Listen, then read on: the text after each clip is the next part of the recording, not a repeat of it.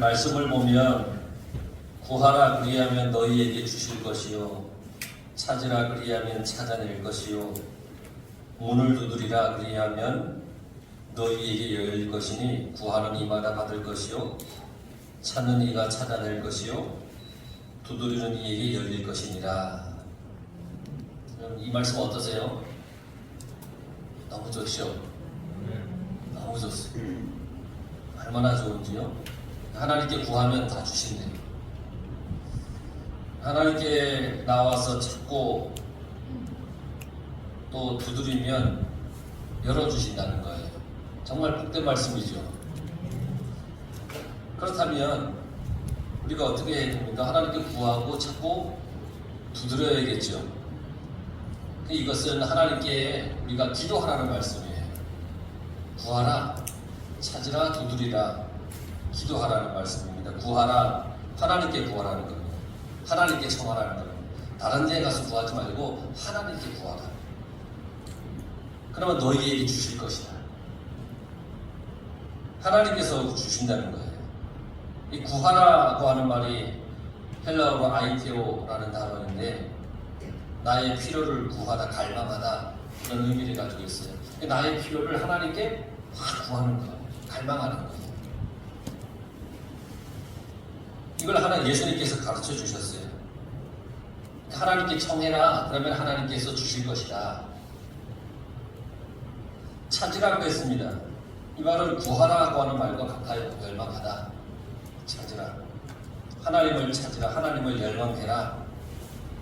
이 구약 성경에 보면 하나님을 찾고 열망하는 한다라고 하는 것은 어떤 의미냐면 회개의 의미를 가지고 있습니다. 하나님을 찾으라, 회개하라. 오늘 성경에서는 기도하라. 하나님을 찾으라, 열망하라, 기도하라. 이런 뜻이에요. 하나님을 경배하라는 그런 뜻이에요. 하나님 앞에 나와서 회개하고 경배하고 기도해라. 그리하면 찾아낼 것이다. 찾아낸다라고 하는 말은 얻는다는 얘기입니다. 그러니까 하나님께 기도하면 얻을 것이다. 하나님께 와서 구하고 경배하라. 그리하면 하나님을 얻을 것이다. 하나님을 발견하게 될 것이다. 하나님께서 너희에게 주실 것이다. 문을 두드리라고 했어요. 이건 우리가 천국의 문을 두드린다 이런 의미가 아니에요. 두드리라고 하는 것도 기도를 의미하는 거예요. 기도하라. 하나님께 와서 기도하라. 그러면 너희에게 열릴 것이다. 하나님께서 우리에게 열어주신 거예요. 하나님께서 우리의 기도를 들어주신다는 거예요. 그러니까 구하고 찾고 문을 두드린다라고 하는 것은 다 같은 뜻이에요. 기도하라는 거예요. 기도하라. 이걸 표현을 바꿔서 주님이 3번씩이나 강조해서 말씀하셨어요. 기도하라. 하나님께 간절히 기도하는 사람은 반드시 얻게 될 거라고 하는 것을 강조해서 말씀하시는 거예요. 그러니 여러분 날마다 기도하며 살아가시기 바랍니다. 기도하면 하나님께서 우리에게 주신다고 그랬습니다. 구하는 이마다 받을 것이요 찾는 이가 찾아낼 것이요 두드리는 이에게 열릴 것이라. 7절 8절에 2번 반복해서 말씀하셨어요. 이것은 믿음을 가지고 꾸준히 기도하라는 겁니다. 믿음을 가지고 꾸준히 기도해라. 기도만 하는 게 아니에요. 믿음을 가지고 해야 되는 거예요. 한 번 하고 끝내는 게 아니라 꾸준히 해야 되는 거예요. 꾸준히. 여러분 저녁 8시마다 교회 기도 제목 가지고 기도하십니까? 아멘 소리가 하나도 안 들립니다. 저녁 8시마다 교회 기도 제목 가지고 기도하십니까? 안 하시는 것 같은데 매주마다 방문을 하는데 여러분 핸드폰 검색하고 이런 데만 쓰지 마시고 저녁 8시 알람도 딱 맞춰놓으세요. 매일. 그리고는 알람 딱 울리면 짧게라도 1분이라도 교회 주보에 보면 기도 제목 있잖아요. 기도 제목 한번 읽기라도 하세요. 그러면 하나님 이렇게 해 주십시오 라고 여러분 기도하시기 바랍니다.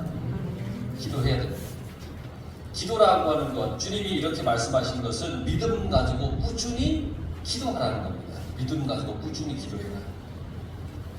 여러분, 그동안 예수님께서 우리에게 가르쳐 주신 말씀들을 하나하나 한번 생각해 보십시오. 앞으로 이 오늘 말씀 앞에 주님이 우리에게 가르쳐 주신 말씀들이 있잖아요. 심령이 가난해야 된다. 긍휼을 베풀어라. 온유해라. 원수를 사랑해라. 기도해라. 구제해라. 금식해라. 근데 그것을 사람에게 보이려고 하지 마라. 보물을 하늘에 쌓아두어라. 땅에 쌓지 말아라. 무엇을 먹을까, 무엇을 입을까, 무엇을 마실까 염려하지 마라. 비판하지 마라. 이제 하나하나 기억나시죠? 기억 안 나십니까? 아멘 못하겠으면 끄딱끄딱하게 하시면 그래도 지난 쭉 이 산상수훈의 말씀을 듣긴 들었구나 제가 그래도 안심을 할 텐데 주님이 이렇게 우리에게 가르쳐 주셨어요. 그런데 여러분 한번 생각해 보세요. 주님이 이렇게 가르쳐 주셨는데 이렇게 살 수 있을까? 이렇게 다 살 수 있을까? 그 말씀들을 살 수 있을까? 이렇게 하는 게 우리의 이렇게 신앙생활 하는 게 쉬울까? 여러분 신앙생활 하면서 좀 갈등이 생기지 않겠어요? 야 주님은 이렇게 하라고 했는데 나도 이렇게 못해. 그럼 마음에 갈등이 생길 것 같아요. 원수를 사실 어떻게 사랑하라 그랬는데 여러분 현실은 어때요? 원수를 미워하게 되잖아요. 자기를 나타내지 말라 그랬는데 자기를 막 자랑하고 싶잖아요. 땅에 보물을 쌓아두지 말고 하늘에 쌓아두라 그랬는데 내 통장에 돈을 적립해놓고 쌓아두고 통장에 숫자가 올라가는 게 막 즐겁고 재미있잖아요. 하늘에 쌓는 것보다 그렇게 더 관심을 갈 때가 많잖아요. 주식 투자해놓고 주식이 떨어지냐 안 떨어지냐 그거 보고 떨어지면 막 얼굴이 찌푸러지고 올라가면 막 밝아지고 막 그러잖아요. 자꾸 염려하잖아요. 염려하지 말라고 했는데 자꾸 염려하게 되잖아요. 비판하지 말라고 했는데 끊임없이 우리는 비판하며 살아가고 있잖아요. 그런 마음이 생기는데 그 마음에 주님께서 오늘 이 말씀을 통해서 우리에게 가르쳐 주시는 거예요. 구하라 찾으라 두드리라. 구하면 받을 것이고 찾으면 찾을 것이고 두드리면 열릴 것이라. 기도하라. 너의 힘으로 힘드니까 너의 힘으로 할 수 없으니까 그러니까 하나님께 구하라 기도하라는 거예요. 내 힘으로 할 수 없으니까 내 힘으로 원수를 사랑할 수 없으니까 내 힘으로 염려 끊을 수 없으니까 내 힘으로 비판하는 것 그칠 수 없으니까 어떻게 하라는 거냐면 하나님께 구하고 기도하라는 거예요. 기도하면 할 수 있다라는 거예요. 구하고 부족하면 찾고 그래도 부족하면 끝까지 두드리라는 거예요. 이 말씀은 우리가 하나님의 때를 알 수 없기 때문에 꾸준히 끊임없이 기도하라는 겁니다. 비록 내 기도 제목에 하나님께서 아무런 응답을 보이시지도 않고 주시지 않더라도 구하고 찾고 두드리는 그 자세, 그 기도의 삶을 포기하지 말라는 겁니다. 그걸 포기해서는 안 된다는 겁니다. 하나님의 응답이 놀랍게 임하는 그때를 기다리며 기도를 이어가라는 겁니다. 계속해서 기도하라는 겁니다.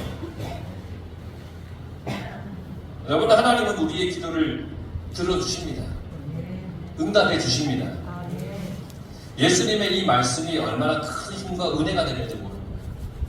구하라, 찾으라, 두드리라, 그러면 얻고 찾게 되고 문이 열릴 것이다.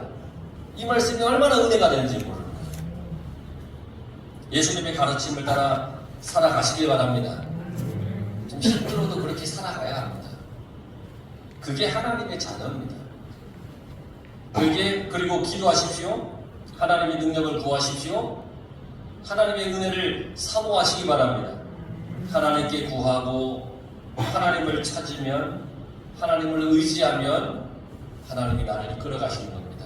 이게 신앙생활입니다. 그러니까 하나님께 모든 것을 의지하고 맡기고 하나님을 바라보는 것, 이게 신앙생활입니다. 조금 힘들다고 돌아서서 다른 곳에 가는 것이 아니라 힘들고 어려워도 끝까지 그 자리에서 뿌리 내려서 하나님을 바라보고 기도하는 것, 이게 신앙생활이에요. 사도 바울도 우리에게 기도를 가르쳐 주었죠. 야고보서 1장 5절에서 6절에 보면 하나님께 구하라 그리하면 주시리라. 오직 믿음으로 구하고 조금도 의심하지 말라. 그러니까 결코 의심하지 말고 믿음을 가지고 기도하라는 겁니다. 의심하지 말고 믿음을 가지고 기도하라. 데살로니가전서 5장 17절에 쉬지 말고 기도하라 그랬습니다. 끊임없이 기도하라는 겁니다. 끊임없이 기도하라. 야고보 사도도 이렇게 얘기를 했습니다. 믿음의 기도는 병든 자를 구원하리니 주께서 그를 일으키시리라. 혹시 죄를 범하였을지라도 사함을 받으리라. 믿음의 기도. 요한 사도는 이렇게 얘기를 했습니다. 그를 향하여 우리가 가진 바 담대한 것이 이것이니 그의 뜻대로 무엇을 구하면 들으시리라. 예수님의 제자 마태도 이렇게 얘기를 했습니다. 너희가 기도할 때에 무엇이든지 믿고 구하는 것은 다 받으리라 하시니라. 여러분 시편에 보면 다윗이 간절히 기도했습니다. 여호와여 내가 주께 부르짖으오니 나의 반석이여 내게 귀를 막지 마소서. 주께서 내게 잠잠하시면 내가 무덤에 내려가는 자와 같을까 하나이다. 내가 주의 지성소를 향하여 나의 손을 들고 주께 부르짖을 때에 나의 간구하는 소리를 들으소서 그랬습니다. 많은 성경의 사람들이 주님 앞에 기도해야 될 것에 대해서 끊임없이 우리에게 가르쳐 주었고 기도의 중요함을 우리에게 가르쳐 주었습니다. 그러니까 예수님은 이런 기도를 구하라, 찾으라, 두드리라 그러면 주실 것이다 라고 말씀하시면서 우리에게 더욱 확신을 주기 위해서 9절에서 11절의 말씀을 또 하셨어요. 너희 중에 누가 아들이 떡을 달라고 하면 돌을 주며 생선을 달라 하는데 뱀을 줄 사람이 있겠느냐. 너희가 악한 자라도 좋은 것으로 자식에게 줄 줄 알거든 하물며 하늘에 계신 너희 아버지께서 구하는 자에게 좋은 것으로 주시지 않겠느냐. 이렇게 말씀하셨습니다. 하나님은 우리에게 좋은 것을 주시는 아버지십니다. 그래서 우리는 믿음을 가지고 기도해야 됩니다. 내게 좋은 것을 주시는 하나님 아버지가 계시기 때문에 내가 믿음을 가지고 기도해야 합니다. 악한 부모일지라도 자식에게는 좋은 것을 줄 줄 압니다. 하나님은 우리를 사랑하시기 때문에 좋은 것으로 우리에게 주십니다. 아주 좋은 것을 주십니다. 좋은 것은 하나님이 주시는 최고의 은총입니다. 그래서 누가복음에는 그게 성령이라고 했습니다. 성령. 그러니 믿음을 갖고 꾸준히 기도하라고 가르쳐 주고 계십니다. 그러면 성령이 우리 속에 임하는 겁니다. 꾸준히 기도하면 주님이 우리의 마음을 움직여 주십니다. 기도에 대해서 하나 더 생각해 볼 것은 이것이 진정한 기도의 태도인데 남을 대접하는 겁니다. 12절에 보면 그러므로 무엇이든지 남에게 대접을 받고자 하는 대로 너희도 남을 대접하라. 이것이 율법이요 선지자니라 하겠습니다. 남에게 대접받고자 하는 대로 너희도 남을 대접하라. 예수님은 기도에 대해서 가르쳐 주시면서 마지막에 남을 대접하라 이렇게 말씀하셨어요. 남을 대접하라. 남이 너에게 해주기를 바라는 그대로 너희도 남에게 해주어라. 이게 율법과 예언서의 정신이다. 그렇게 말씀하셨어요. 우리는 남이 나에게 좋은 것, 선한 것, 사랑을 주기를 바라죠. 남이 그렇게 나에게 좋은 것을 해주길 바라요. 그것을 바란다면 그대로 남에게 해주어라는 거예요. 너가 바라는 대로 남에게 해주어라. 이렇게 하는 것이 율법과 예언서의 정신이다. 그렇게 말씀하셨어요. 마태복음 22장에 보면 한 율법사가 예수님을 시험하려고 율법 중에 가장 큰 게 뭡니까? 어느 계명이 가장 큽니까? 라고 그렇게 질문을 했습니다. 그러니까 예수님은 네 마음을 다하여서 하나님을 사랑하고 이웃을 사랑하라 이렇게 말씀하셨습니다. 이게 율법과 선지자의 강령이다 이렇게 말씀하셨어요. 남을 대접하라. 우리는 하나님께 바라는 것이 있어요. 하나님께 좋은 걸 바라요. 여러분 하나님께 나쁜 걸 바라는 분 계십니까? 다 하나님께 좋은 걸 바라요. 하나님이 나에게 뭔가 좋은 걸 해주시길 바라요. 이게 기도예요. 그렇죠. 하나님이 나에게 좋은 것을 해주시길 바라면서 하는 것, 이게 기도예요.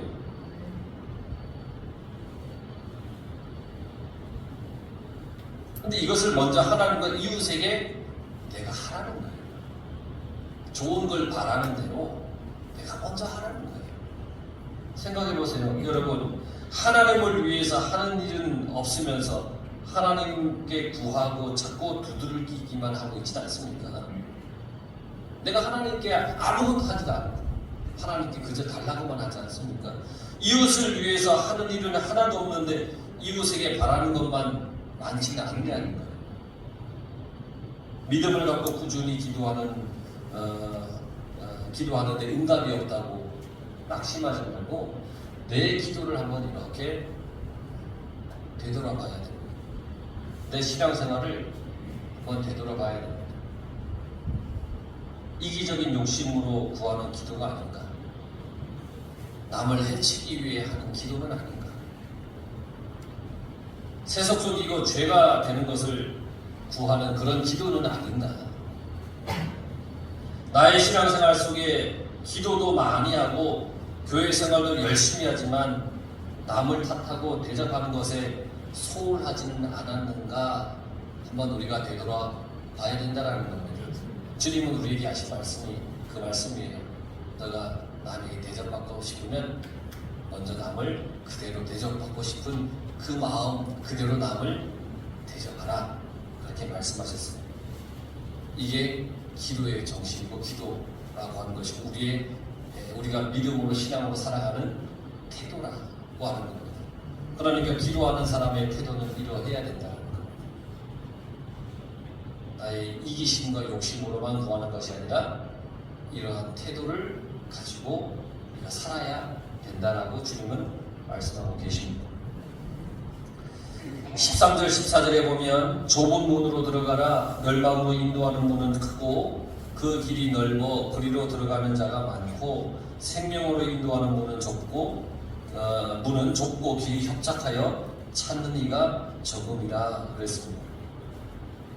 좁은 문으로 들어가라고 하는 이 말은 하나님의 말씀을 믿고 받아들이고 실천하여 살아가라는 겁니다. 그리고 회개하라는 말씀입니다. 이 일은 힘들고 어렵지만 그렇게 하는 게 생명을 얻는 길이라 그렇게 말씀하셨습니다. 멸망으로 이끄는 문은 넓고 길도 넓다 그랬습니다. 그래야 들어가는 사람이 많습니다. 어렵고 힘든 길을 가지 말고 편안하고 쉬운 길로 가라. 이게 사탄의 유혹입니다. 야, 매주 교회 가는 거 쉽지 않냐, 힘들지 않냐? 아이, 좀 빠져, 괜찮아. 한 주 빠져도 돼.